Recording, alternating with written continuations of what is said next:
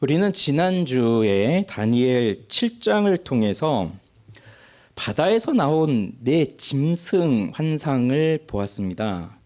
독수리의 날개를 가진 사자 같은 짐승이 첫 번째로 나왔고, 그 다음에 몸 한쪽을 들고 있는 곰과 같은 짐승이 두 번째로 나왔고, 그리고 새의 날개를 가진 표범과 같은 짐승이 세 번째로 나왔고, 그리고 무엇으로 설명할 수 없는 아주 무섭고 놀라운 짐승이 네 번째로 나왔고요.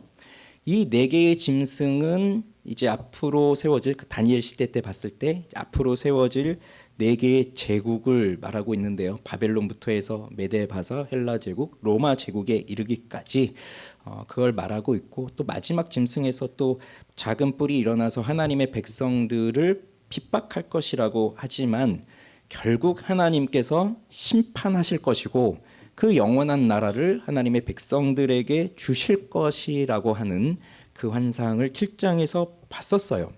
이것을 통해서 하나님의 백성들이 겪게 될 고난과 박해, 시련, 어려움 이런 것들은 있겠지만, 그러나 하나님께서 구원하시고 또 하나님께서 이루실 하나님의 나라에 대한 소망을 가르쳐 주었습니다.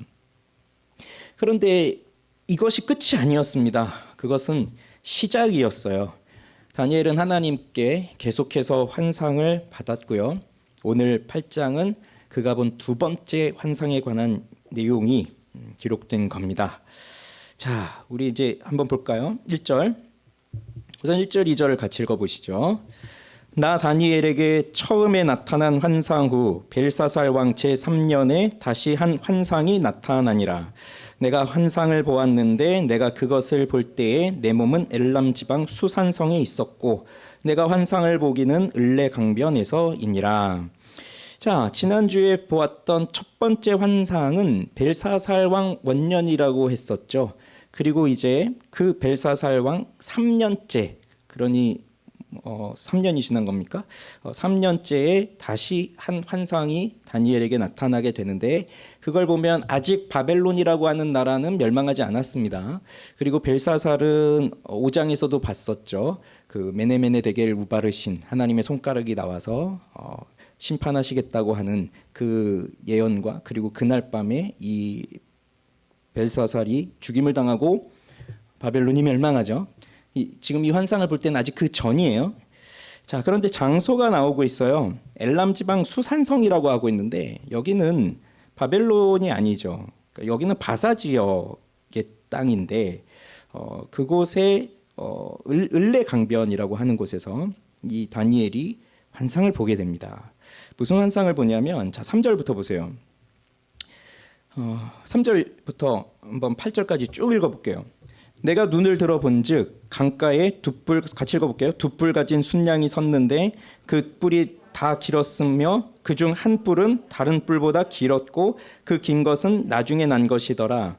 내가 본즉 그 순양이 서쪽과 북쪽과 남쪽을 향하여 받으나 그것을 당할 짐승이 하나도 없고 그 손에서 구할 자가 없으므로 그것이 원하는 대로 행하고 강하여졌더라. 내가 생각할 때에 한 순념소가 서쪽에서부터 와서 온 지면에 두루 다니되 땅에 닿지 아니하며 그 염소의 두 눈의 사이에는 현저한 뿔이 있더라. 그것이 두 뿔 가진 순양 곧 내가 본 바 강가에 섰던 양에게로 나아가되 분노한 힘으로 그것에게로 달려가더니 내가 본즉 그것이 순양에게로 가까이 나아가서는 더욱 성내어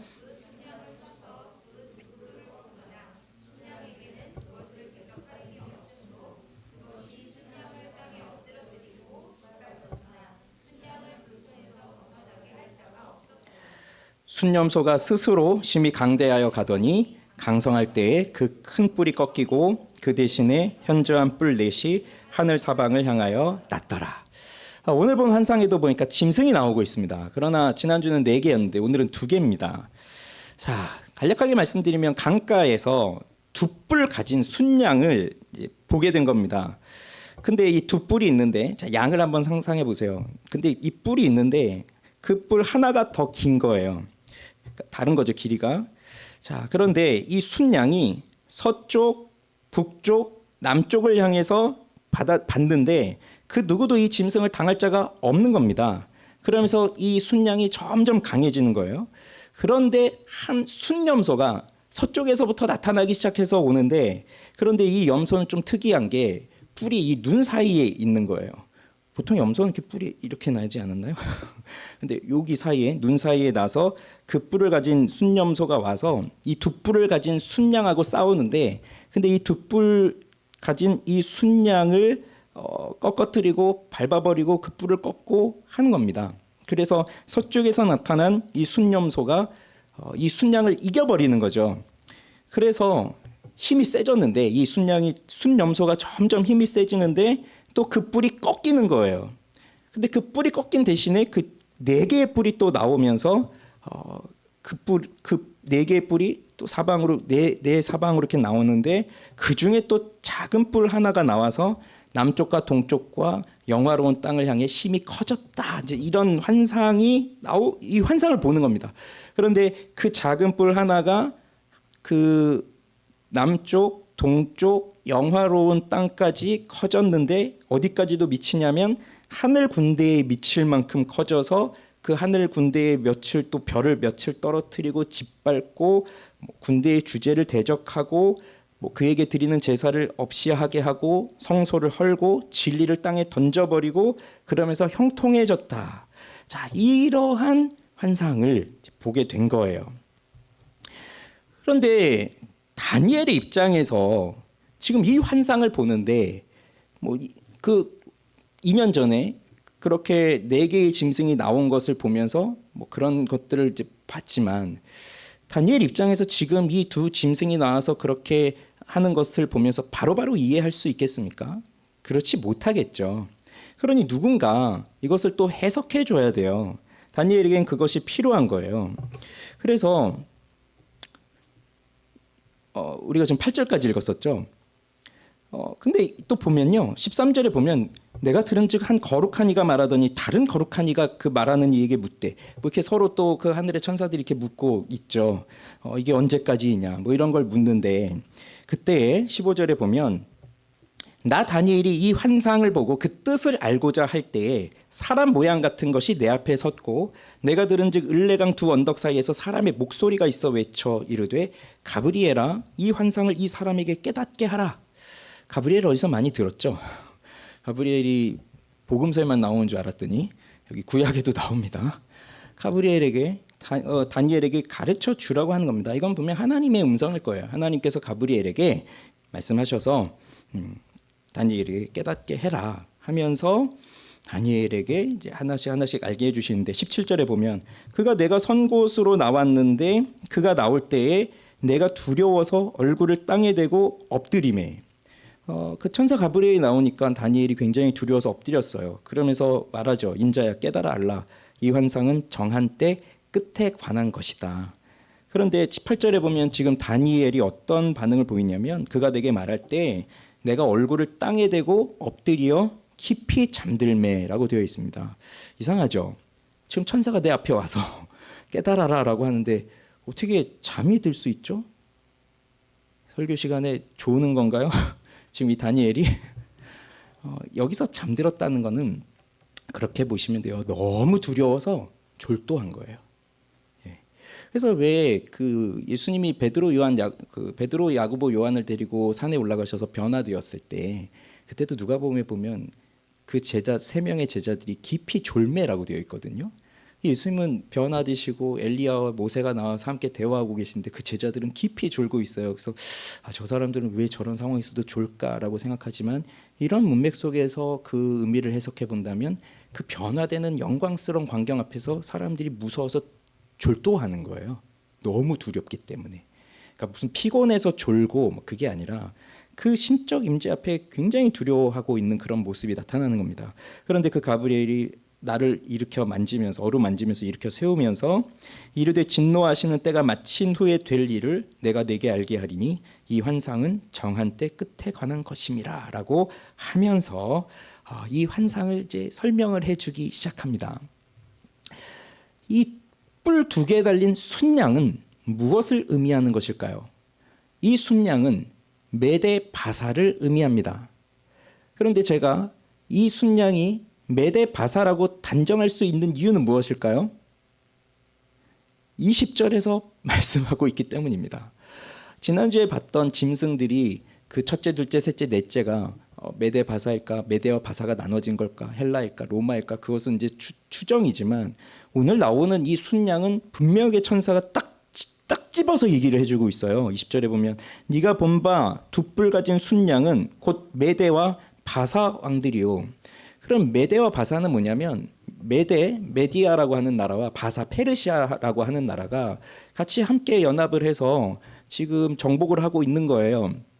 그런데 메데가 먼저 생겼고 바사가 페르시아가 나중에 생겼지만 그 힘은 페르시아가 훨씬 강했습니다. 그래서 바벨론을 점령할 때 메데 바사가 바벨론을 점령했지만 결국은 페르시아가 메데까지 정복을 해요. 그래서 페르시아가 되는 거거든요. 바사 제국이. 근데 그 페르시아, 그러니 뿔이 작은 건 메데고 긴 건 그 페르시아가 되는 거죠. 그러면서 아까 뭐라고 했습니까? 이 양이 서쪽으로, 북쪽으로, 남쪽으로 갔다고 했잖아요. 그러니 이 페르시아가 서쪽으로는 바벨론과 시리아, 그 소아시아 지역 그쪽까지 다 침략을 하고 어디까지 가요? 그리스까지 가잖아요. 그래서 그리스와 계속 싸우잖아요. 아테네 계속 싸우잖아요. 그러면서 페르시아가 그 서쪽 저 유럽까지 진출하려고 하고 북쪽으로도 저 카스피해 주변까지, 남쪽은 애굽 그 이집트 그쪽까지 다 점령을 하는 겁니다. 지금 페르시아가 그렇게 쭉 점령하고 있는 거예요. 그래서 바벨론이 굉장히 강한 나라라고 보았지만 그보다 더 강한 페르시아가 나타나서 당시 그 세계를 지배하고 있는데, 그렇게 강한 나라는 영원할 것 같잖아요. 그런데 서쪽에서 나타난 순염소가 그 순양을 이겨버리거든요. 그러니 이 순양은, 이 페르시아는 영원하지 않습니다. 결국 멸망하고 말아요. 그러면 서쪽에서 온 순염소는 뭘까요? 이미 아시겠죠? 어떻게 아십니까? 이건 성경을 안 읽어도 학교 다니실 때 세계사 공부를 얼마나 열심히 했느냐에 따라서 이거 그럼 페르시아는 이거네. 페르시아를 누가 정복했는데요? 영화를 좀 보셨어야 되나? 알렉산더라는 영화라도 좀 보셨어야 되나? 그렇잖아요. 서쪽에서 온 숫염소는 바로 헬라를 말하고 있는 거예요. 이것도 제가 말하는 게 아니라 성경에 있는 말이에요. 21절에 나오잖아요. 21절에 털이 많은 순염소는 곧 헬라 왕이요, 그의 두 눈 사이에 있는 큰 뿔은 곧 그 첫째 왕이요. 그러니까 서쪽에서, 그리스 쪽에서 온 겁니다. 그런데 아까 이제 그 환상에서 보면 발이 지면에 닿지 않다고 해요. 그만큼 빠른 속도로 그 헬라 제국이 세계를 정복하기 시작하면서 그 막강한 페르시아를 무너뜨립니다. 그리고 그 뿔은 그 첫째 왕이라고 하잖아요. 첫째 왕이 바로 알렉산드로스 왕이에요. 알렉산더 왕. 그 젊은 나이에 아주 빠르게 세상을 정복하죠. 그런데 그도 영원할 것 같지만, 그렇게 젊을 때 그 땅을 정복하고 세상을 정복하니까 영원히 그 권력을 누릴 것 같지만, 그런데 알렉산드로스는 후계자 없이 33살에 죽습니다. 근데 문제는 너무 이른 나이잖아요. 근데 아들을 못 낳았어요. 후계자가 없는 거예요. 후계자가 없는 상태에서 세상은 정복해놨는데 정복자가 죽어버리니까 그 다음 이 나라는 어떻게 되겠습니까? 결국 그 알렉산더가 정복한 그 나라는 넷으로 분열이 되고 그의 부하 장군 네 사람이 이제 각각 맡아서 통치를 하는 거예요. 그게 이제 오늘 보면 22절에 보니까 이 뿔이 꺾이고 그 대신에 네 뿔이 났은즉 그 나라 가운데에서 내 나라가 일어나되 그의 권세만 못하리라. 지금 그것을 말해주고 있는 겁니다. 자, 이쯤 보면 이상하다는 생각이 좀 들 것 같아요. 이거 언제 기록한 거지? 이게 다니엘 때에 기록한 것인가? 아니면 후대에 기록한 것인가? 그런 생각을 할 수밖에 없는 이유가, 지금 우리는 그 세계 역사를 보면서 바벨론 역사, 페르시아 역사, 헬라 제국의 역사, 그 다음 로마 제국의 역사, 이런 것까지 다 보고 있고 알고 있는 상태에서 이 예언으로 주어진 거잖아요. 앞으로 일어날 일에 대해서 주어진 것인데 너무나 정확하게 나오고 있잖아요. 지금 다니엘 때 이때하고 거의 200년, 300년 후에 일어나게 될 일이 너무 정확하게 나오니까 그러니 어떤 사람들은 이걸 보면서 이거는 나중에 다 일어난 일을 보면서 썼나 보다 이렇게 생각할 수도 있는 겁니다. 그렇지만 우리는 이것을 성경으로 읽고 있고 성경은 곧 하나님께서 영감으로 계시하시면서 주신 말씀이잖아요. 그럼 앞으로 일어날 일에 대해서 지금 말씀하시는데 하나님은 정확하게 말씀하셨고 이대로 이루어졌어요. 그러면 이제 이 두 나라를 보면서 우리가 깨달을 수 있는 건 그렇게 아무리 강력한 권력을 갖고 땅을 빼앗고 정복한다 할지라도 그 권력은 절대로 영원하지 않다는 겁니다. 그러면 이 모든 것을 주관하시는 분은 누구시라는 거죠? 하나님이 하신다는 거예요. 하나님이 하신다는 거예요. 자, 그러면 우리는 이미 세계 역사를 알고 있기 때문에 이걸 읽으면서 정말 그랬네. 이렇게 벌써 예언을 해주셨었네. 와, 신기하다. 이렇게 생각을 하지만 자, 그럼 다니엘 입장에서 그리고 다니엘이 기록한 이 글을 그 당시에 그 이스라엘 백성들이 이 글을 읽을 때에는 무슨 생각을 하게 될까요? 보세요. 아직 바벨론은 아직 건재하고 있을 때예요. 메데 바사가 바벨론을 무너뜨리기 전이에요. 그리고 그 메데 바사가 바벨론을 공격하기 위해서 그 오랜 시간 동안 바벨론을 포위하고 이렇게 있었으니까 그럴 수도 있겠구나라고 하겠지만 그 다음에 있을 그 헬라 제국에 대한 건 어떻게 생각할 수 있겠습니까? 모르는 거죠. 알 수가 없어요. 그 당시 사람들에게는. 그런데 이스라엘 입장에서 그리고 다니엘 입장에서는 더 궁금한 게 뭐였을까요? 우리는 아직 바벨론으로 끌려와서 아직 포로로 살아가고 있다.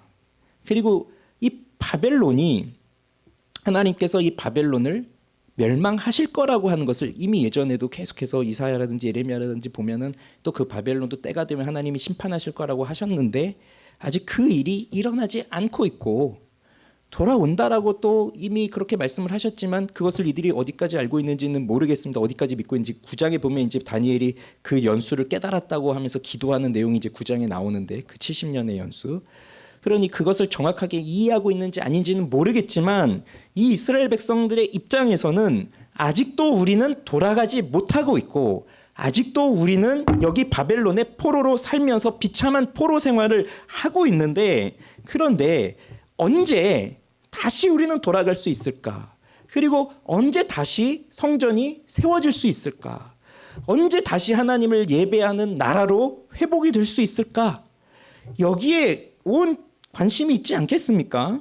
그러니 그들의 질문은 언제까지 우리가 여기에 있어야 됩니까? 이런 질문이었을 거예요. 그런데 이 환상을 보면서 그들이 들으면서 뭐 메데 바사가 세워지고 헬라가 세워지고 뭐 무너지고 하는데 당장 그들에게 이것이 크게 와닿았을까요? 아마 자기들하고 상관없는 일이라고 생각할 수도 있습니다. 그리고 이것이 지금 일이 아니라 다음 일을 말하는 거거든요.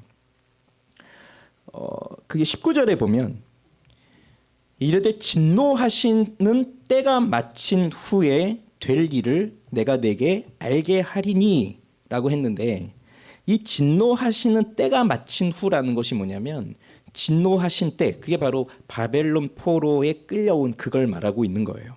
그러니 지금 여기서 말씀하시는 것은 너희가 바벨론 포로기를 끝내고 그 다음에 일어날 일이다. 그것을 말해주는 거거든요. 언제 그런 일이 일어날 수 있을까? 그 질문이 있을 수밖에 없습니다.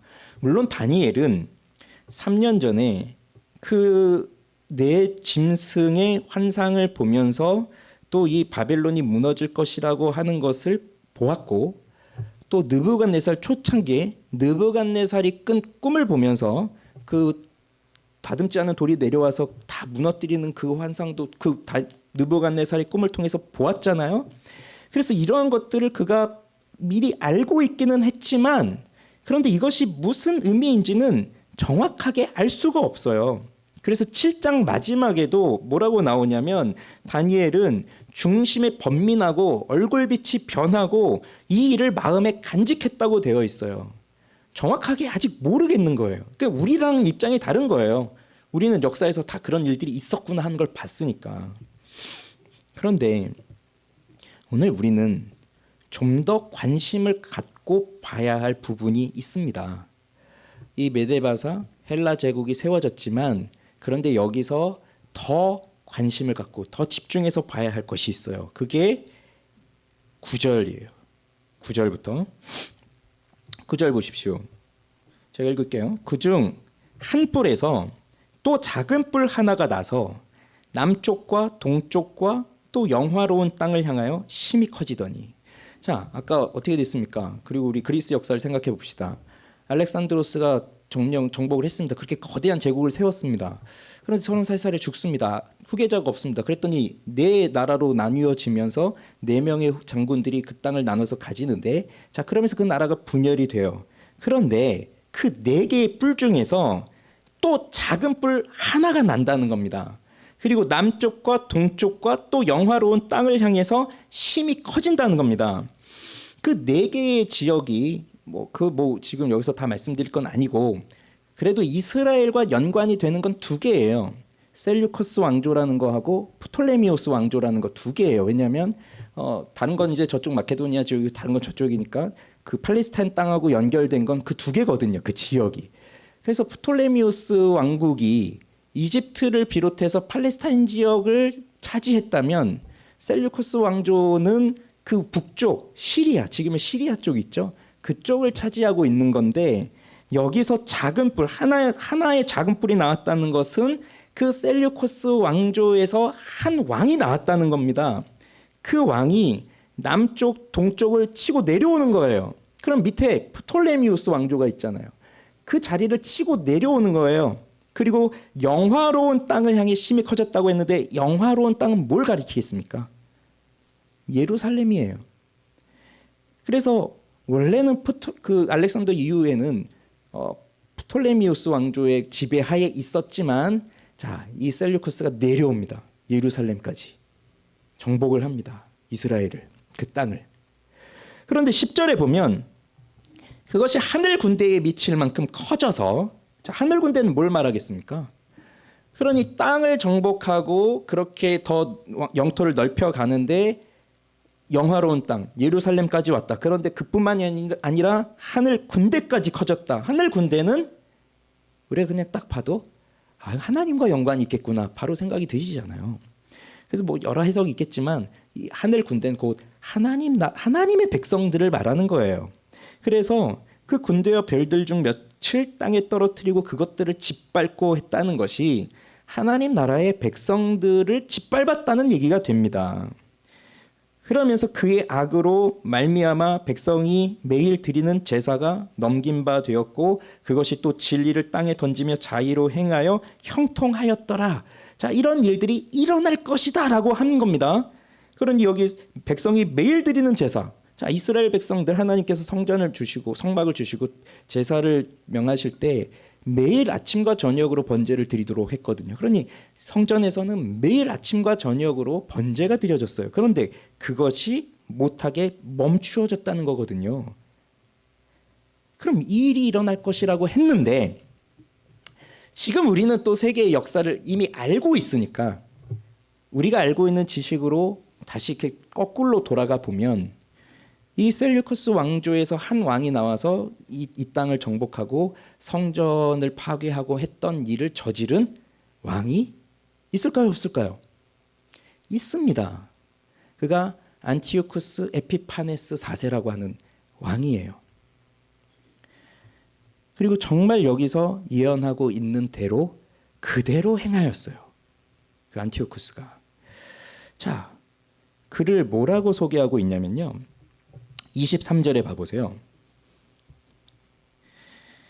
이 내 나라 마지막 때에 반역자들이 가득할 즈음에 한 왕이 일어나리니 그 얼굴은 뻔뻔하며 속임수에 능하며 그 권세가 강할 것이나 자기의 힘으로 말미암은 것은 아니며 그가 장차 놀랍게 파괴 행위를 하고 자의로 행하여 형통하며 강한 자들과 거룩한 백성을 멸하리라.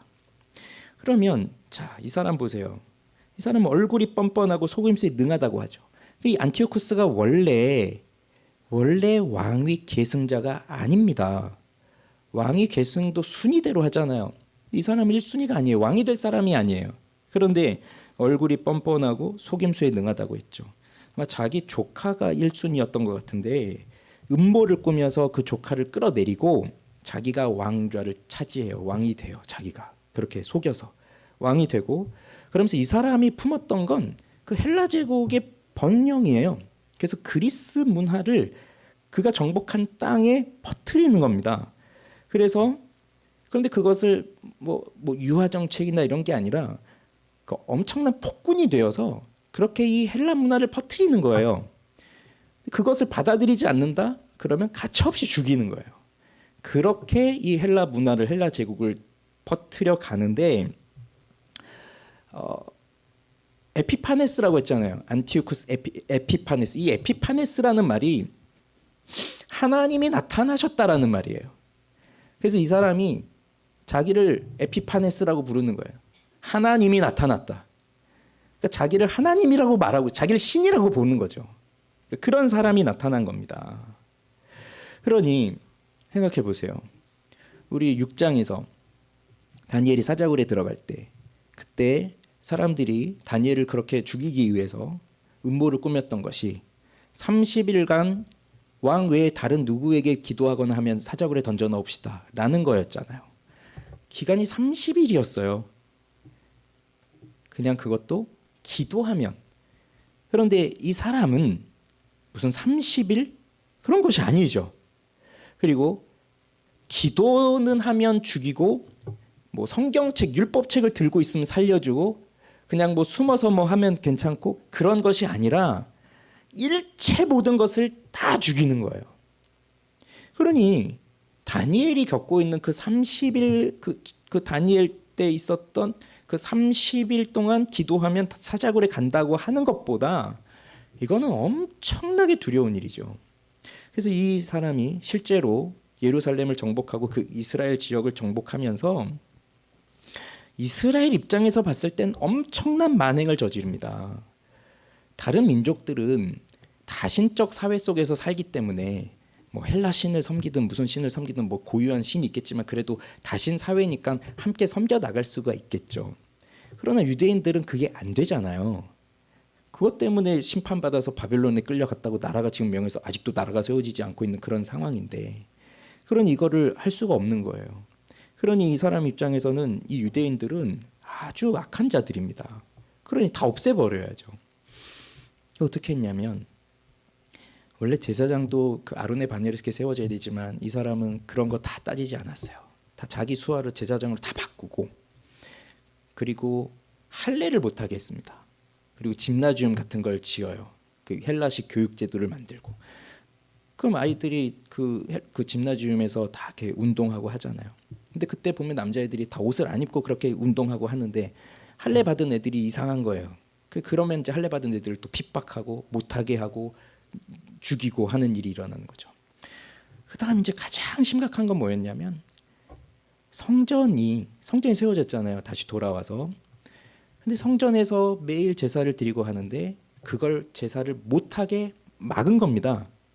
근데 그뿐만이 아니라 이 이스라엘 백성들이 가장 부정하다고 생각하는 짐승이 있다면 뭐겠어요? 돼지죠. 돼지. 그 돼지를 잡아다 그 여호와께 드리는 제단에다가 돼지를 뿌려버리는 거예요. 돼지 피를. 그리고 지성소에다가는 헬라 제우스 신을 세워버리고 이러는 거예요. 그러니 유대인들 입장에서는 이제 완전히, 물론 나라가 없지만 그 종교, 그들이 갖고 있는 이 여호와를 섬기는 종교 자체가 완전히 끊어져 버린 겁니다.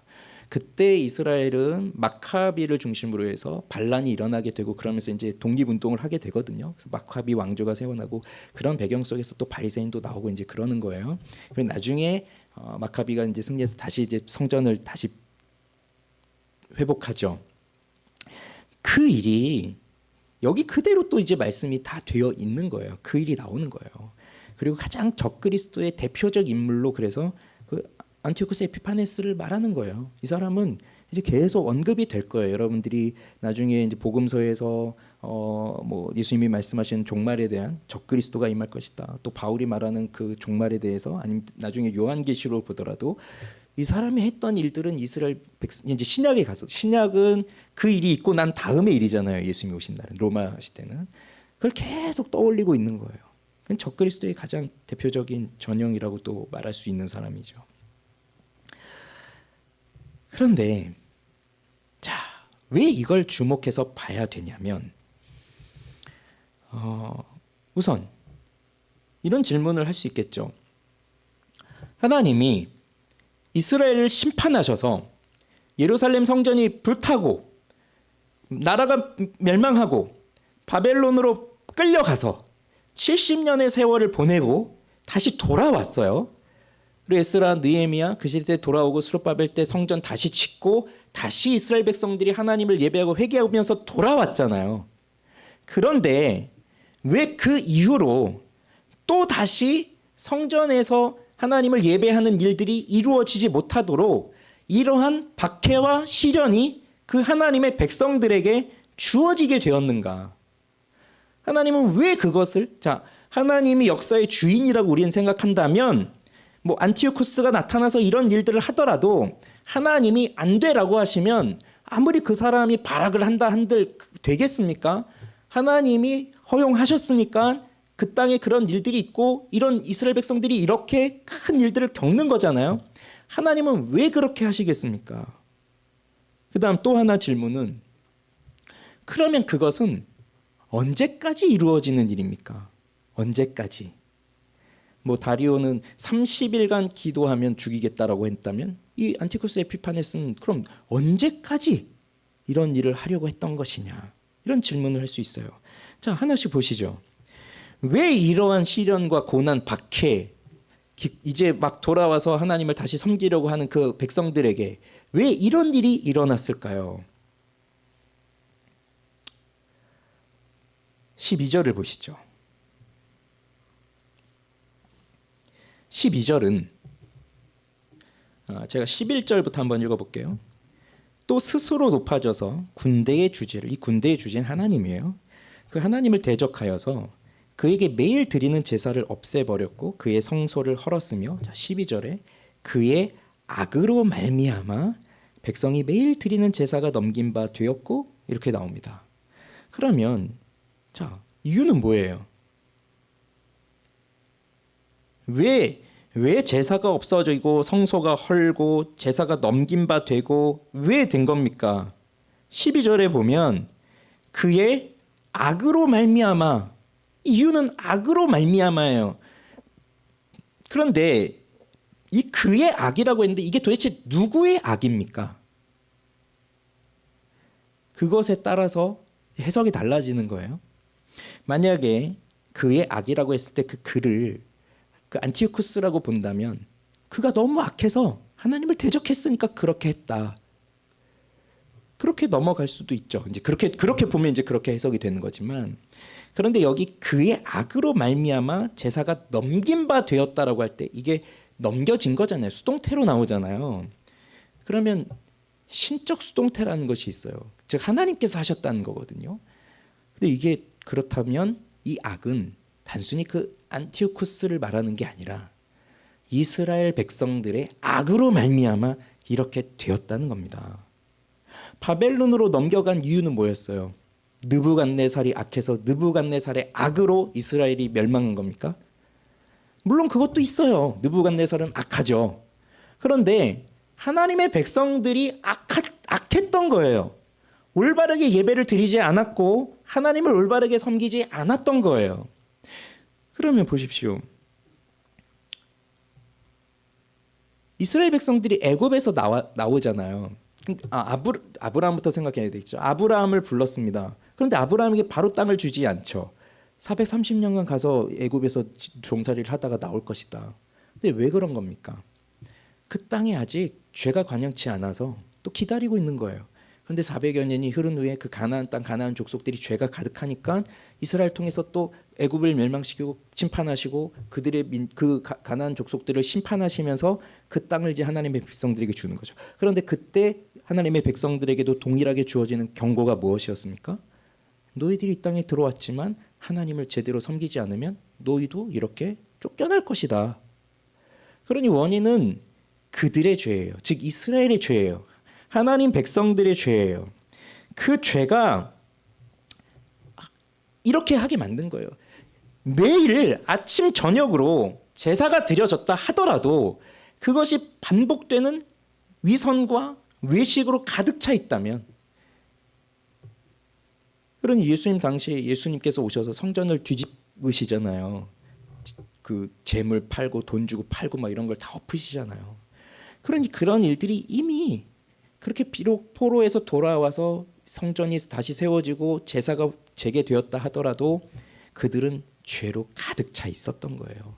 그렇다고 본다면 하나님은 이스라엘의 죄도 그냥 넘어가지 않으신다는 거죠.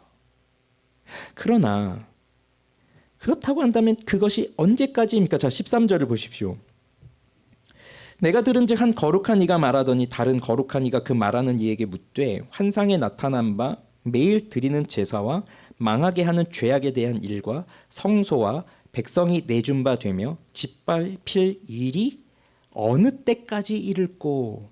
어느 때까지. 이게 늘 궁금한 거예요. 사실 우리는 원인보다 더 궁금한 게 언제까지입니까? 언제 끝납니까? 그거잖아요. 종말이 언제 오는 겁니까? 예전에 지금 너무 진지한 것 같아서 좀 예전에 제가 어떤 아이한테 예수님 언제 오시는지 아니 했더니 그 아이가 안 돼요. 그래서 정말 깜짝 놀라가지고 내가 이단을 키웠나? 그 도대체 언젠데 했더니 나중에요. 네. 그렇죠.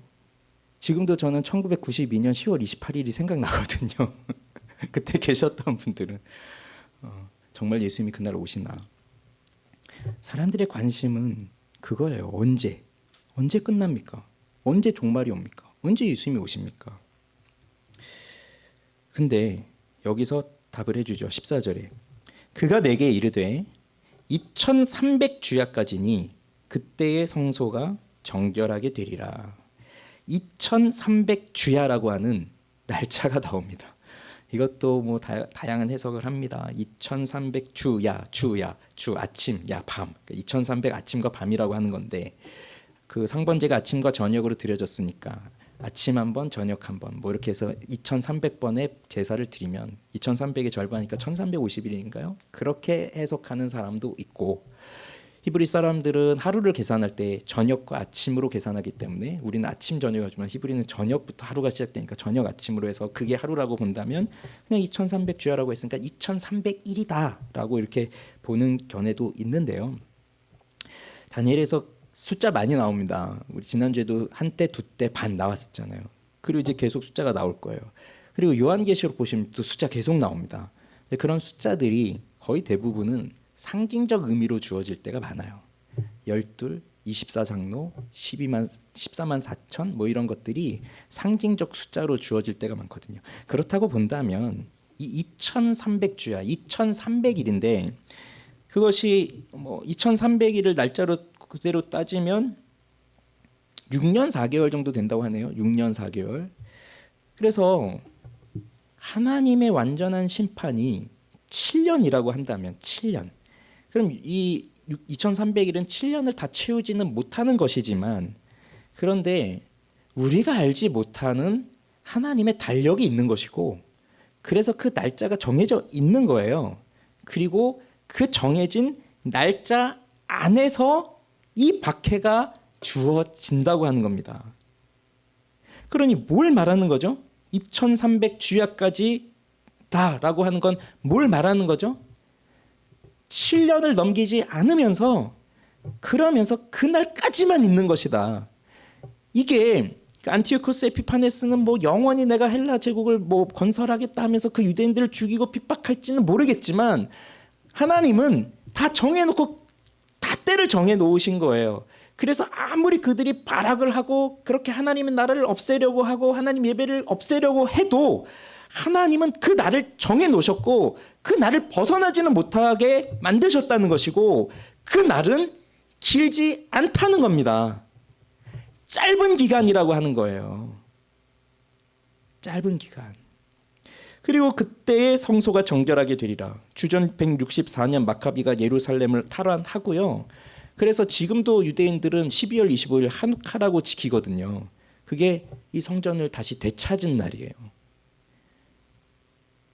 그리고 안티오쿠스는 하나님이 치어서 죽이세요. 거기 보면 25절 보시면 그가 꾀를 베풀어 제 손으로 속임수를 행하고 마음에 스스로 큰 치하며 또 평화로운 때에 많은 무리를 멸하며 또 스스로 서서 만왕의 왕을 대적할 것이나 자 하나님을 대적할 것이지만 그가 사람의 손으로 말미암지 아니하고 깨지리라. 하나님이 죽이신다는 거예요. 그리고 실제로 그는 그렇게 해서 죽어요.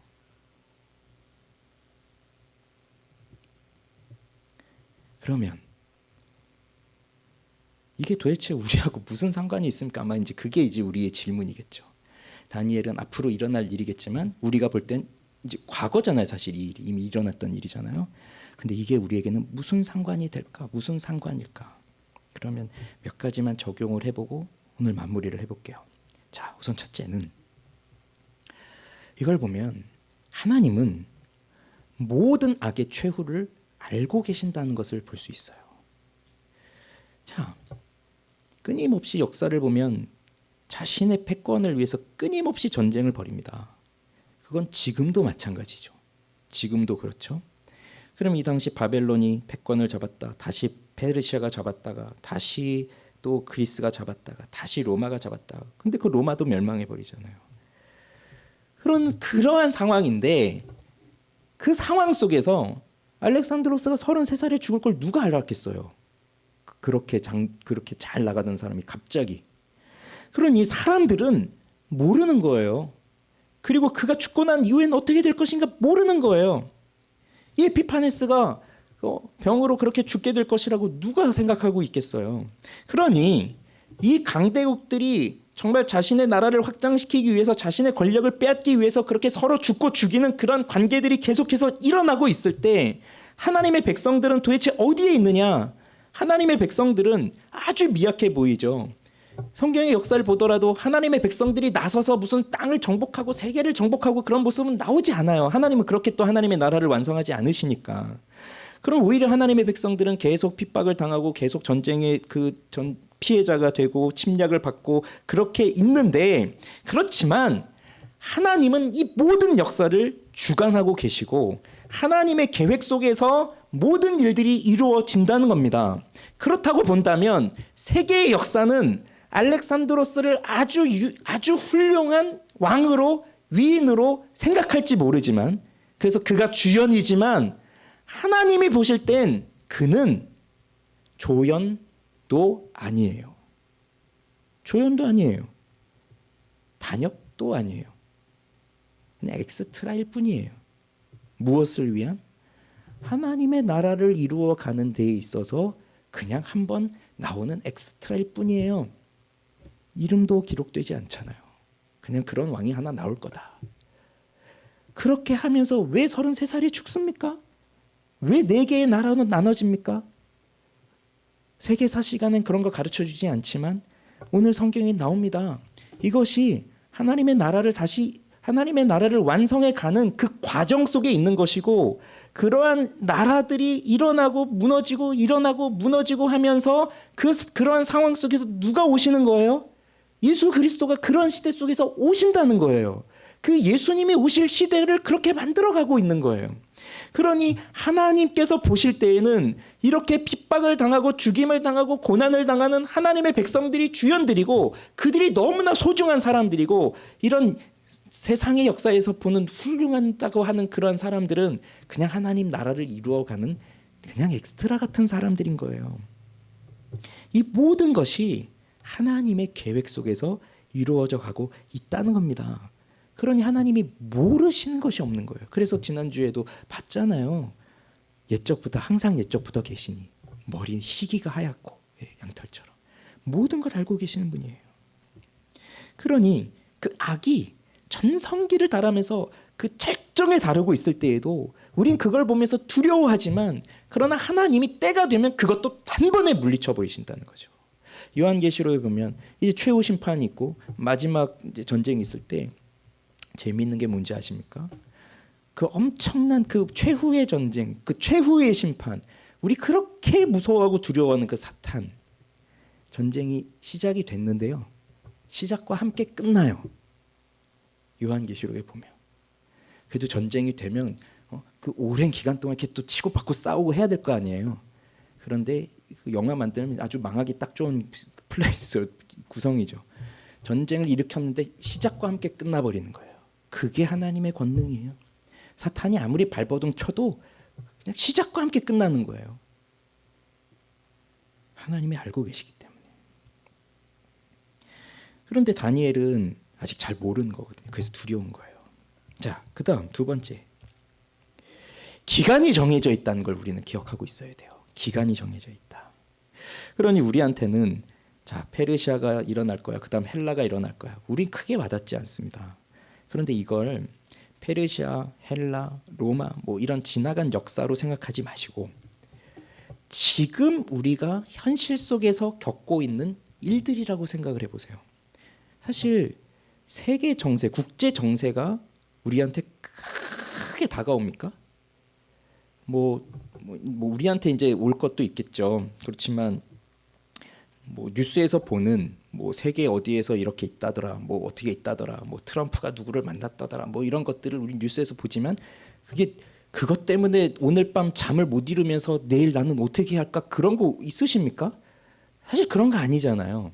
그렇게 본다면 여기 나오는 뭐 페르시아가 어땠고 헬라가 어땠고 이런 것도 우리한테는 크게 와닿지 않을 거예요. 그러나 지금 우리의 현실 속에서 지금 우리 마음 속에서 두려움을 심어주고 있는, 그래서 오늘 밤도 잠 못 이루게 되면서 내일 아침에 되면 난 이 일을 어떻게 해야 될 것이냐, 그 두려움이 지금 우리에게 있잖아요. 바로 그걸 말한다고 생각을 해보세요. 그래서 이 큰 두 개의 뿔을 가진 그 순양이 내 앞에 딱 나타나서 그 누구도 그것을 이길 수 없었는데 나를 향해서 지금 돌진하고 있다고 생각을 해보세요. 그러면 이게 나하고 상관없는 일이 아니라 지금 내 문제가 되는 거죠. 그런데 이것도 우리가 어떻게 생각하느냐에 따라 달라지는 것 같아요. 왜냐하면 오늘 순양과 순염소가 나왔는데 여러분, 양 한 마리가 설령 뿔이 이렇게 크게 있다가 하더라도 그 양 한 마리가 여기 앞에서 내 앞에 있는데 그 양 한 마리를 보면서 오금이 저리고 두려워 떨고 벌벌벌 떨면서 그러는 분 여기 계시겠어요? 제가 뭘 말하는지 지금 감이 안 잡히십니까? 염소 보셨죠? 염소 저 들판에 있는 염소 한 마리가 비록 뿔이 원래 두 개 있어야 돼 하나 나가지고 좀 이상한 염소네라고 했는데 걔가 내 앞에 여기 이렇게 있는 거예요. 그럼 그 염소를 보면서 야 정말 무서워 죽겠다 그런 생각 하시겠어요? 아니잖아요. 무슨 사자 한 마리가 있고 그러면 진짜 두려워 떨고 그러겠지만 양 한 마리가 있고 염소 한 마리가 있는데 그게 무섭겠냐고요. 그러니 우리가 볼 때 보세요. 여기서 환상으로 짐승이 나타났는데 지난주에 봤던 건 아주 무시무시한 거였지만 오늘 여기 보여지는 건 양이고 염소예요. 그건 뭡니까? 그냥 가축이에요. 가축. 무슨 우리를 잡아먹는 맹수가 아니라. 그렇게 본다면 두려운 게 아닌 거죠. 사실. 그리고 이것도 내가 그것을 통제할 수 없다고 생각되지만 양 한 마리가 있지만 그 양이 뭐 내 말을 듣겠어요?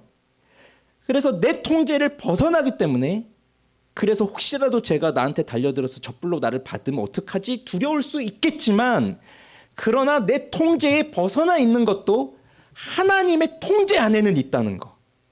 이걸 우리가 생각하고 있다면 그러면 두려운 것이 아닌 거죠. 아무리 강하고 아무리 영원할 것 같아도 때가 되면 무너지는 거예요. 그리고 그것은 하나님의 주권에 의해서 이루어지는 거예요. 그래서 계속 말하는 게 이 환상은 정한 때 끝에 관한 것이다. 이 환상은 정한 때 끝에 관한 것이다. 정한 때 끝에 관한 것이다. 계속 말하고 있는 거예요. 기간이 언제인지를 모르면 우린 두려울 수밖에 없어요. 이게 도대체 언제 끝날까? 언제 끝날까? 그러나 끝날 때가 정해져 있기 때문에 그래서 우리는 두렵지 않은 거예요. 마지막, 하나님의 백성들이 이렇게 고난당하는 것이 부당하다고 여겨지십니까? 그래도 바벨론에서 그렇게 고생했는데 70년 채우고 다시 돌아왔으면 그들에게는 좀 복을 주시고 그 다음 좀 편안하게 예수님이 오셔서 우리 하나님의 나라로 잘 인도해 주시면 좋겠는데 왜 또 바벨론 느부갓네살보다 더한 놈이 나와서 이렇게 또 우리를 괴롭게 하고 할까? 부당하다고 여겨지십니까?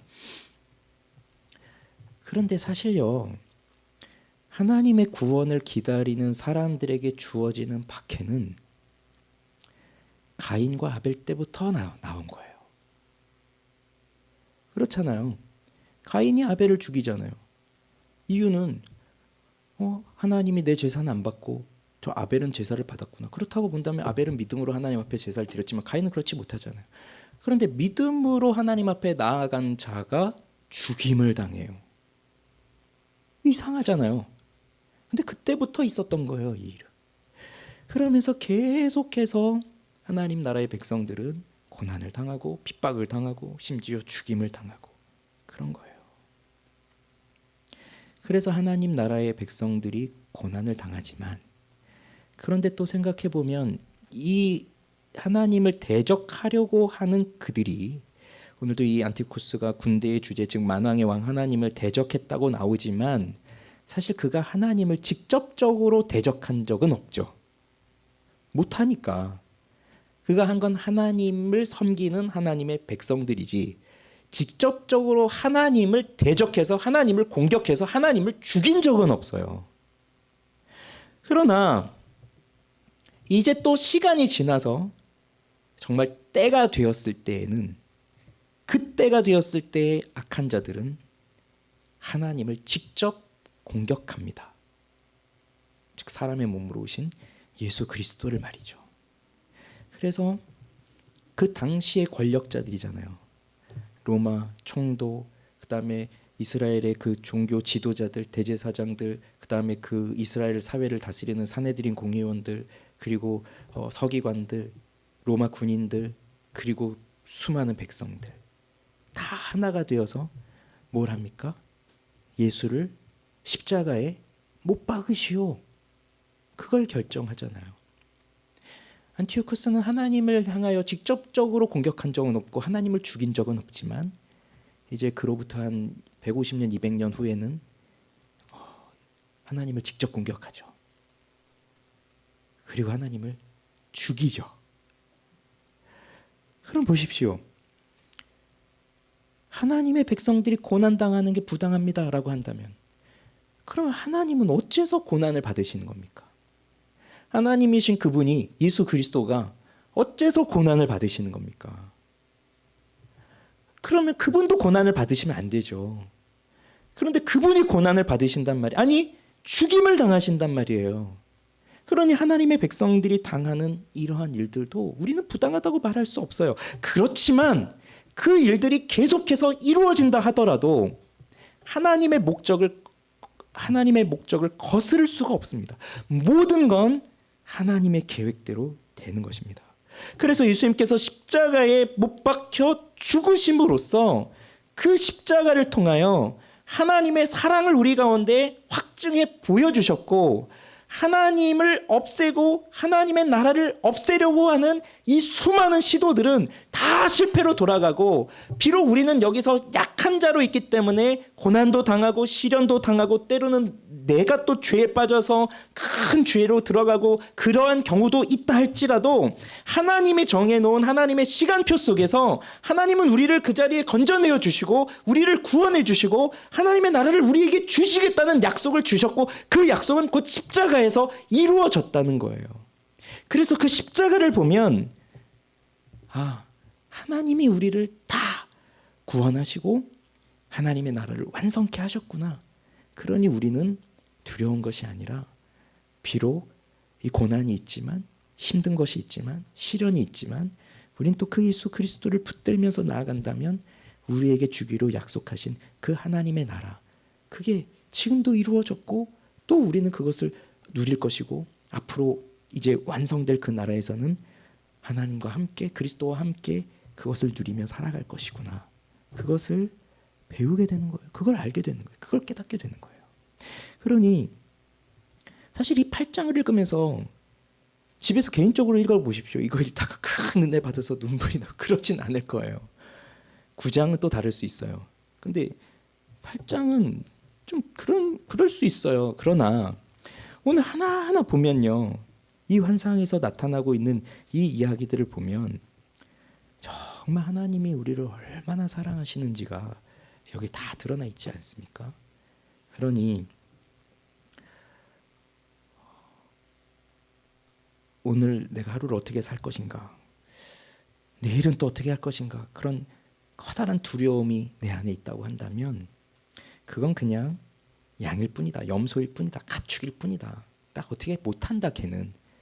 그리고 설령 그것이 내 통제 안에 없다 하더라도 하나님의 통제 안에 있고 내가 하나님의 백성이기 때문에 하나님은 그것을 나에게서 떠나가게 하실 것이고 그걸 위해서 예수님은 십자가에서 나를 위해 죽으셨다 하는 것을 굳게 믿고 있다면 우리는 이 어려운 세상을 힘있게 살아갈 거예요. 그게 오늘 또 이 다니엘의 환상이 우리에게 주는 소망인 겁니다. 그 믿음으로 살아가시는 우리 모두가 되기를 바랍니다. 기도합시다.